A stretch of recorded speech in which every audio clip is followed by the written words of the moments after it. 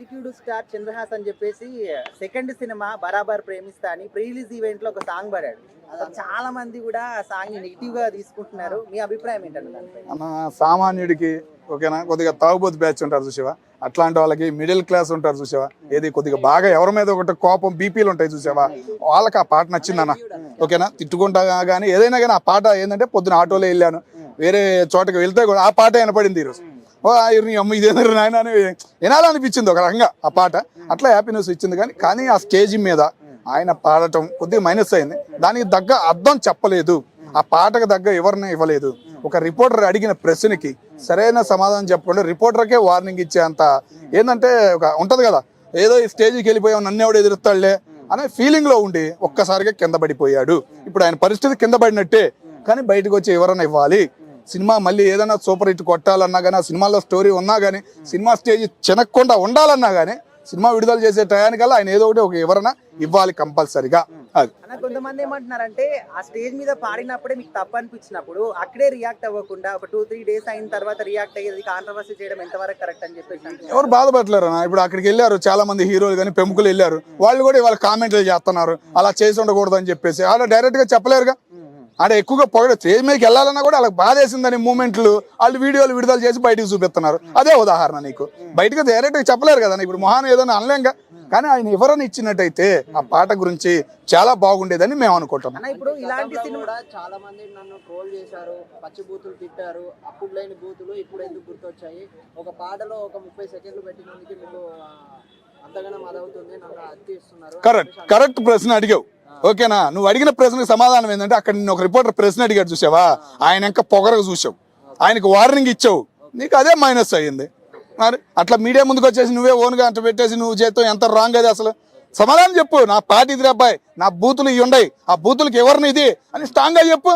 అరే ఏమో స్ట్రాంగ్ గా ఉంది అబ్బాయి అని ఒక మూమెంట్ ఉంటుంది. పక్కన కామెంట్ పెట్టినా కానీ ఎదురు కామెంట్ పెడతారు, నీకేం తెలుసు అబ్బాయి అని. అర్థమైందా? తెలిసేటట్టు నువ్వు చేయలేకపోయావు, ఒక్కసారిగా కింద పడిపోయినట్టు సినిమా ఇచ్చావు. నేనే పెద్ద కొండను అన్నట్టు చూసావు, ఏమైంది? కొండ పగిలింది. ఇప్పుడు ఏం చేయలేని పరిస్థితి అంతే. అన్న ఇప్పుడు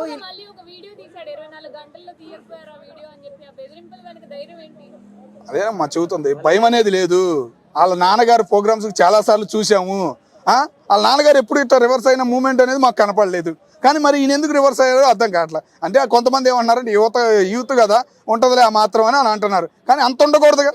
నీకు ఫ్యూచర్ ఉంది, నువ్వు చెడగొట్టుకున్నట్టే కదా. నువ్వు 100 ప్రశ్నలు వేస్తారు. ఏ రోజు సినిమా వాళ్ళు ప్రశ్నలకు సమాధానం చెప్పి లేదా పక్కకు పోవడం తప్ప ఇట్లా రివర్స్ వార్నింగ్ ఇచ్చినోడు ఏ హీరో లేడా?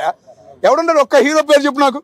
ఎన్టీ రామారావు కాలం నుంచి కూడా ఒక్క రిపోర్టర్కు వార్నింగ్ ఇచ్చినాడు ఒక్కడు లేడు. మరి అంటే ఇప్పుడు మీరు ఏమంటున్నారు, వార్నింగ్ ఇవ్వాలి అని అంటున్నారా? వార్నింగ్ ఇవ్వడమే రాంగ్. ఆయనకి ఆయన పాటకు సమాధానం చెప్పాలి. ఇలా ఉంది ఈ పాట, దీని గురించి నేను పాడాను, ఈ పదాలు ఎట్లా ఉండయి అని ఒక ఎవరిని ఇచ్చినట్టయితే ఎంత బాగుండేది. ఆ స్టేజ్ మీద వచ్చిన వాళ్ళైనా ఆనందపడేవాళ్ళు కదా. ఇప్పుడు వచ్చిన వాళ్ళు కూడా నేను బయటకు వచ్చి బండబూతులు తిడుతున్నారు ఓపెనింగ్ చెప్పాలంటే. మరి ఆయన కూడా నువ్వు వార్నింగ్ ఇస్తావా? ఇవ్వలేవుగా. మరి ఈటీవీ ప్రభాకర్ కూడా దీన్ని సమర్థిస్తున్నారు, ఎంతవరకు కరెక్ట్ అంటారు? ఆయన సమర్థిస్తాడని నేను అనుకోవట్లేదన్న. నాకైతే బయటకు కనపడలేదు. ఆయన సమర్థించాడంటే కనుక మరి ఇంకా ఎవరిని ఆయనే ఇవ్వాల్సి వచ్చింది కాబట్టి ఆయన బయటకు వచ్చి ఏం మాట్లాడినట్టు నాకు కనపడలేదన్న. అది అట్లా అయితే మేడం ఎవరిని ఇస్తాడు? ఇంకా నలుగురు తిట్టనే అని చూస్తాడు ఆయన, ఇంకా నలుగురు ఏమంటున్నారా అని చూస్తాడు. వాళ్ళు నలుగురు అన్న తర్వాత ఏదో ఒక ఎవరిని ఇస్తాడు. అది ఇప్పుడు సినిమా డైరెక్టర్ సినిమా ఏది హాల్ వాళ్ళు వెళ్తారు, ఎట్లా జరుగుతుందో అయ్యా నీ గురించి అని అంటారు. అప్పుడు నొప్పి తెలిసిద్ది. అప్పుడు బయటకు వచ్చి ఏదో ఎవరైనా ఇస్తాడు, మళ్ళీ సినిమాకి ఎక్కుద్ది. ఏంది ఆ పాట గురించి అయినా చూద్దామని వెళ్తారు చాలా మంది. అంతే.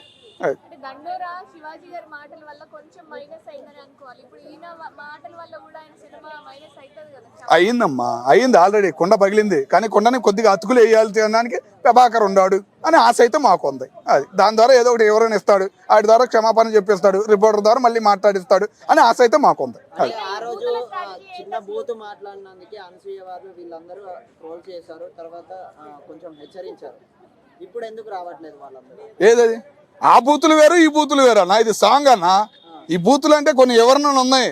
ఒక తెలుగు పద్యం, ఒక కవిత ఎవరో ఒక ఆయన వచ్చి బయటికి చెప్పాడు.